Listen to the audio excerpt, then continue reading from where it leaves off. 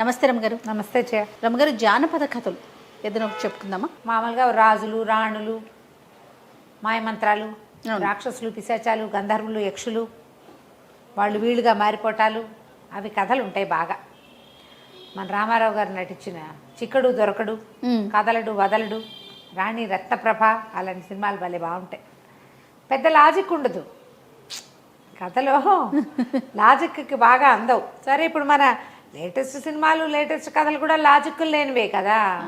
ఎక్కడి నుంచి ఎక్కడికో ఎలా వెళ్ళిపోతాడు, మన సంగీతం ఇంకో రాష్ట్రంలో వాళ్ళకి ఎలా అర్థమవుతుంది, అలాంటివి బోల్డ్ ఉంటాయి లాజిక్లు. ఎవరు అవే పట్టించుకోరు, చూసేస్తాం. కథలు కూడా వినేస్తూ ఉంటాం.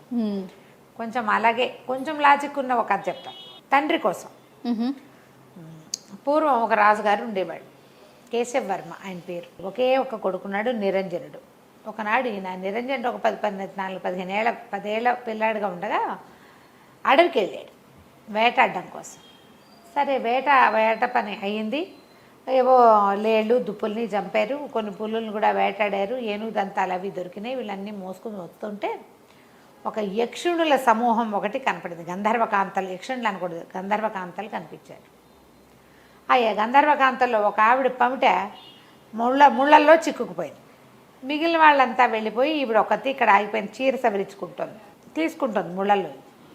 రాజుగారికి ఎదురుపడింది. రాజు చాలా మైమరిచిపోయాడు ఆవిడని చూసి. ఆవిడని బతిమలాడాడు, నువ్వు ఎంతో అందంగా ఉన్నావు, మా అంతఃపురంలో ఉంటే మా అంతఃపురానికే కాంతి, మా అంతఃపురానికి రా, నాతో రా నాతో రా నాతో రా అని వెంబడిపడ్డాడు. ఆవిడ చీర చెంగు చేసుకున్నాడు. ఆమె విదిలించుకోపోయింది, ఆయన వదిలిపెట్టలే. బతిమలాడడం మొదలుపెట్టాడు. నువ్వంటే నాకు చాలా ఇష్టం, నువ్వు భలే ఎంతో చక్కగా ఉన్నావు, అద్భుతంగా ఉన్నావు, నాకు నచ్చావు, అంతఃపురంలో ఉండు నాతో ఉండు, నా జీవితాన్ని సార్థకం చేయి, మా జన్మ చరితార్థం చేయి, మా ఇల్లు పావనం చేయి. ఇలా బతిమలాడుతుంటే ఆవిడ, ఏంటి నువ్వు, నీకు అర్థమవుతోందా, నేను మీ జాతి దాన్ని కాను, నువ్వు నరుడివి, నేను గంధర్వకాంతని, నన్ను పిలుస్తావేమిటి, చూసి వెళ్ళిపో, పిలవకూడదు, పోనీ నాకు కూడా రావాలనిపిస్తే అది వేరే కథ, నేను నిన్ను చూసి రాదలుచుకోలేదు, ముళ్ళలో చీర్చంగి ఇరుక్కుందని నుంచుంటే వెంబడి పడతావా, పో అంది. అయినా ఆయన వదిలిపెట్టలే, బతిమలాడ్డం మొదలెట్టాడు. దాంతో ఆవిడంది, నీ కళ్ళ వల్ల కదా ఇది వచ్చింది, నేను చూడంగానే నేను మైమర్చిపోయానని చెప్పాడు. కళ్ళు నీకు ఈ పిచ్చను కలిగించాయి, నీ కళ్ళ వల్లే నువ్వు ఇలాంటి వ్యామోహంలో పడవు, నీ కళ్ళు పోతాయి, గుడ్డివాడి అయిపోతావు నువ్వని చెప్పించి ఒక్క విదిలించుకుని రయ్యమని వెళ్ళిపోయింది. రాజుగారి కళ్ళు 2 పోయినాయి. ఏం చేస్తారు, ఆ గుడిగా రాజుగారిని మోసుకుని తెచ్చుకున్నారు. ఎన్ని వైద్యాలు చేసినా ఆ కళ్ళు రాలా. అయితే ఒక మంత్రవేత్త ఒక ఆయన వచ్చి, శాపం వల్ల పోయిన కళ్ళు వరం వల్ల రావాలి, శాపానికి అవసానం ఏదైనా ఉండాలి, ఎవరు శపించారో వాళ్ళే దీన్ని సరిచేయగలరు అని చెప్పి వెళ్ళిపోయాడు. జనం అంటున్నారు, ఆమె ఎవరో గంధర్వకాంత ఎక్కడో కనపడింది, శపించింది, ఈయనకి వెళ్ళాడు అనవసరం కావిడి పాపం, అంత అడగకుండా ఉంటే వదిలేసేది. ఇబ్బంది పెట్టాడని ఈ పని చేసింది అనేసరికి గంధర్వకాంతల దగ్గరికి ఎవరు వెళ్తారు. కానీ రాజుగారి అబ్బాయి నిరంజనుడు అప్పటికి 20 ఏళ్ళు వచ్చాయి, 10 ఏళ్ల పాటు ట్రై చేశారు. ఆయన శాపం నాటికి అబ్బాయికి 10 ఏళ్ళు, ఇంకో 10 సంవత్సరాలు గడిస్తే ఏకైక పుత్రుడు. అతను ఏమన్నాడంటే, ఈ రాజ్యం నాది, రేపొద్దున మా తండ్రి తర్వాత నేనే చేస్తాను. మరి మా తండ్రిది తీసుకుంటున్నప్పుడు తండ్రి శాపం గురించి కూడా నేను ఆలోచించాలి కదా, నేను వెళ్తా, నా గంధర్వకాంత ఎక్కడుందో వెతుకుతానని అన్నాడు. అందరూ హాహాకారాలు చేశారు, వద్దు అసలు కుదరదు, గంధర్వులతో ఆట మంచిది కాదు అంటే, కాదు నేను ప్రయత్నం చేస్తా అని బయలుదేరాడు. ఓ గుర్ర వేసుకుని వెళ్ళాడు. ఈ వాళ్ళ రాజ్యానికి ఈశాన్య దిక్కులో గంధర్వులు ఉంటారని ప్రతీతి. ఈ రాజుగారికి కూడా ఈశాన్యం వైపు ఉన్న అడవిలోనే ఈ గంధర్వకాంత కనపడింది. ఈశాన్యం వైపుకి వెళ్ళిపోయి ఇక ఆహారం తెచ్చుకున్న ఆహారాలన్నీ అయిపోయినాయి. పళ్ళు గిళ్ళు ఏమీ లేని ఒక పెద్ద చెట్ల తోపులోకి ప్రవేశించాడు. నీరసానికి కళ్ళు తిరిగిపోతున్నాయి అబ్బాయికి. పడుకుందామని పడుకున్నాడు. స్పృహ తప్పిపోయాడు, ఇంచుమించుగా నిద్ర కాదు అది, పడిపోయాడు. అయితే ఏమైంది, అతనికి మెలకు వచ్చేసరి కల్లా అతని పక్కన ఒక బ్రహ్మాండమైన ఆకారంలో ఉన్న ఒక రాక్షసి కూర్చుంది. ద్రాక్ష పళ్ళని ఇట్లా చిరిపి ఇతను నోట్లో పోస్తాం. ఆ నోట్లోకి ఆ రసం వెళ్ళేసరికల్లా షుగర్ తగలంగానే ఓపిక వచ్చి కళ్ళు తెరిపిల్లు పడ్డాయి. అక్కడి నుంచి అన్నీ పట్టుకొచ్చి తినిపించింది. వీడికి ఓపిక లేదు, అది ఎవరో భయపడేంత ఓపిక లేదు అతనికి, భయపడడానికి కూడా కొంచెం సత్తా కావాలి, అదే సత్తు లేదు. పళ్ళన్నీ తినిపించింది, దానిమ్మ గింజలు ఒలిచిపెట్టింది, మామిడి పళ్ళు తీసి పెట్టింది, పళ్ళన్నీ తిన్నాడు. ఎవరు నువ్వు అన్నాడు. నేను ఒక రాక్షసిని, నువ్వెవరు ఏమిటి అని అడిగింది. నేను నా పేరు నిరంజనుడు, ఫలానా రాజుగారి అబ్బాయిని, మా తండ్రికి శాపం తగిలింది, దాన్ని నివారింపజేయడానికి వెళ్ళాను. నీకు గంధర్వులు ఉండే వనం తెలుసా అంటే, గంధర్వులను కలుసుకోవాలంటే గంధర్వ లోకానికి వెళ్ళాలంటే నువ్వు ఆకాశంలోకి వెళ్ళాలి, నేల మీద నడిస్తే ఎలా కుదురుతుంది అంది రాక్షసు. అలా కాదు, నీకేదో శక్తులు ఉన్నట్టే ఇక్కడ ఒక్క పండు లేని ఇక్కడ ఇన్ని పళ్ళు పట్టుకొచ్చి తినిపించావు, నాకు సహాయం చెయ్యి అన్నాడు. చెయ్యి అంటే సరే ఆలోచించి రాక్షసు ఏమందంటే, నేను గంధర్వ లోకంలోకి నాలాంటి వాళ్ళకి ప్రవేశం ఉండదు, తీసుకెళ్ళి బయట దిగబడుస్తా, మరి ఆడిన వాటి తప్పకుండా నేను కోరిన కోరిక తీరుస్తావా అంది. నువ్వు ఏమడిగినా తీరుస్తా, గంధర్వ లోకంలో వదిలిపెట్టున్నాను అన్నాడు. సరేనని ఈ రాక్షసు ఏం చేసింది, ఇతన్ని ఎత్తుకుని తీసుకుపోయి గంధర్వలోకపు వాకిట్లో వదిలిపెట్టింది. నువ్వు లోపలికి వెళ్ళొచ్చు, మానవులకు ప్రవేశం ఉంది, రాక్షసులకు ప్రవేశం లేదు, నేను ఇక్కడే ఉంటాను, నువ్వు పోయిరా అనేసరికల్లా సరే ఏం చేశాడు, లోపలికి నడుచుకుంటూ పోయాడు. ఎంత బాగున్నాడో కుర్రాడు. ఈ కథల్లో రాకుమారులంతా భలే బాగుంటారు ఏమిటో. ఎంతో బాగున్నాడు. గంధర్వ కాంతలు ఎందరో కనపడారు, ఎవరితో వీడిని పిలిపించుకుంది అని చెప్పుకుంటున్నారు. సరే ఒకళ్ళిద్దరు సాహసించి, ఎవరబ్బాయి ఎక్కడి నుంచి వచ్చావు, ఏ ఊరు మీది, ఎవరి కోసం వచ్చావు అని అలా పలకరించారు. పలకరిస్తే ఒకళ్ళు సరస్సల్లాపలాడతారు, ఫ్లాటీగా బిహేవ్ చేస్తారనమాట.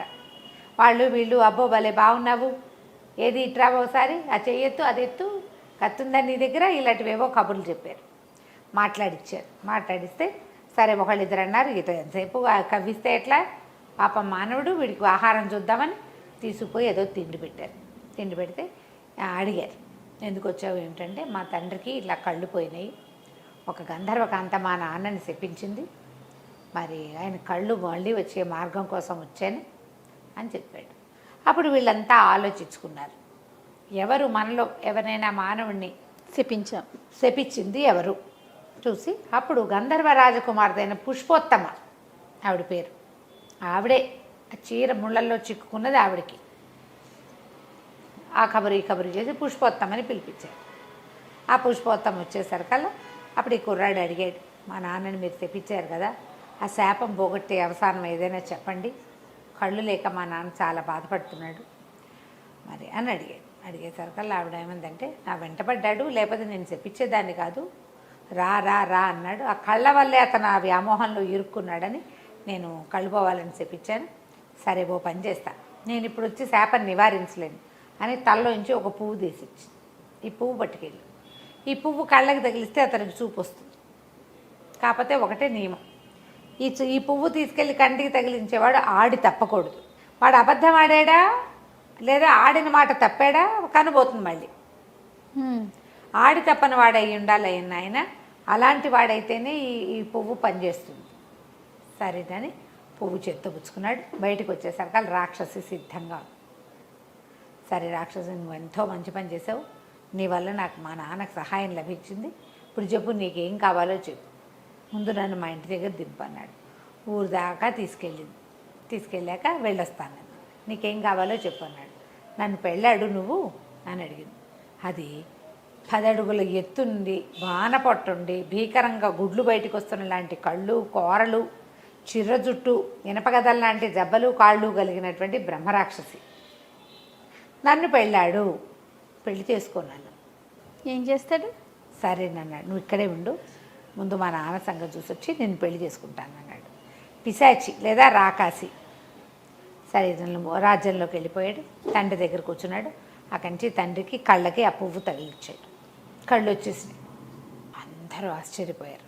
సరే అబ్బాయి అన్నాడు, నాన్న మళ్ళీ ఒకసారి బయటికి వెళ్ళే పని ఉంది నాకు, నేను వెళ్ళొస్తాను అంటే ఏం చేయటానికి అనేసరికి అలా అబ్బాయి ఏం చెప్పాడంటే, ఒక రాకాసి చాలా సహాయం చేసింది, మరి ఆమెను పెళ్లి చేసుకుంటానని మాటిచ్చాను, పెళ్లి చేసుకోవాలంటే తండ్రి అన్నాడు, ఏముంది దాన్ని అక్కడెక్కడో వదిలేసావు, రాకాసిని పిశాచిని నువ్వు పెళ్లి చేసుకోక్కర్లేదు మానేయమన్నాడు. నాన్న మానేశాననుకో, ఆ అమ్మాయికి మాట ఇచ్చా, ఆ పిశాచికి మాట ఇచ్చాను, ఇప్పుడు ఆడి తప్పితే నీ కళ్ళు పోతాయి నాన్న అంటే, నాకు కళ్ళు పోయినా పర్వాలా పిశాచిని పెళ్లి చేసుకోవద్దు నువ్వని తండ్రి బతిమలాడాడు. నీ కళ్ళున్నా లేకపోయినా నేను ఆడి తప్పనని ఆడుకున్నాడు. ఆడి తప్పకూడదు, మాట్లాడాను, చెప్పాను, సత్యవాక్కులు పాటించాలి అని చెప్పి అవి వెళ్ళిపోయాడు. నగరం బయట ఆ పిశాచి తోటలో కూర్చుని తను రమ్మన్నాడు. పెళ్లి చేసుకుంటాను పదా అని చేయిపుచ్చుకున్నాడు. చెయ్యి పుచ్చుకునేసరికి ఆ అమ్మాయి, ఆ రాక్షసి ఒక అందమైన అమ్మాయిగా మారిపోయింది. ఆశ్చర్యపోయాడు, ఇదేంటి, ఇది ఎలా జరిగింది అన్నాడు. ఎలా జరిగిందంటే ఆ అమ్మాయి ఏం చెప్పిందంటే, నేను మా ఇంటికి ఒక మహర్షి వచ్చాడు, నేను ఫలానా ఇక్కడికి చాలా దూరంగా ఉన్నటువంటి ఒక గుప్తుల రాజధానికి చెందిన రాజకుమార్తెని, మా ఇంటికి ఒక ఋషి ఒక ఆయన కొద్ది రోజులు ఉండటానికి వచ్చాడు. వచ్చేసరికల్లా ఆయనకి నేను ఇలాగ వికృతాకారంతో ఆయన భయపెట్టడానికి ప్రయత్నం చేశాను, రంగులు పూసుకుని రాక్షసులాగా. దాంతో ఆయన, నువ్వు ఏ రూపంతో నన్ను భయపెట్టాలని చూసావో అలాంటి పిశాచి రూపం నీకు వచ్చేస్తుందంటే ఈ రూపం వచ్చింది. మా నాన్న అందరూ బతిమలాడారు. ఎలా శాపావసానం అంటే, ఎవరైతే ఈ వికృతాకారంలో పిల్లని పెళ్లి చేసుకుంటానంటాడో, వికృతాకారం చూసినా సరే అప్పుడు శాప విమోచనం అని చెప్పాడు. ఎంతో కాలం అక్కడ ఉన్నాను నేను అడవిలో. ఎప్పటిదో ఈ కథ, మా రాజ్య గీజ్యం అంతా పోయి ఉంటుంది. వాళ్ళు ఏమైపోయారో కూడా నాకు తెలియదు. నేను చాలా కాలంగా ఉన్నా, ఎవ్వడు నన్ను పెళ్లి చేసుకోవడానికి ముందుకు రాలేదు. నీకు సహాయం చేశాక నువ్వు ఆడి తప్పవన్న నమ్మకంతో నిన్ను అడిగానని చెప్పి, దాంతో ఇతను అమ్మాయిని చక్కగా చేతులు పుచ్చుకుని ఇంటికి తీసిపోయి, ఇదే నేను ప్రేమించిన ప్రేయసి పిశాచి అని చెప్పి అందరికీ ఆ అమ్మాయిని హాయిగా పెళ్లి చేసుకున్నాడు.